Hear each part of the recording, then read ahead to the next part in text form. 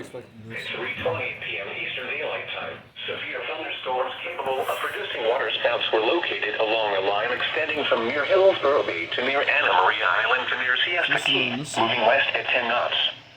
Hazard, waterspouts, wind gusts 34 knots or greater, and small hail. Source, radar. Impact, waterspouts can quickly form and capsize boats, damage vessels, and create suddenly higher waves. Make sure all on board are in a secure location and wearing life jackets. Expect wind gusts in excess of 34 knots, suddenly high waves, frequent lightning, and heavy downpours. Make sure all on board are wearing life jackets.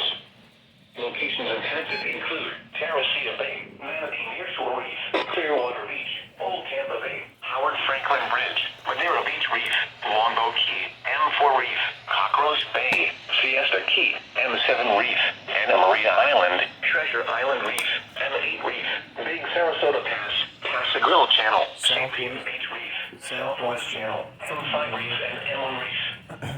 Move to safe harbor until hazardous weather passes. For right now.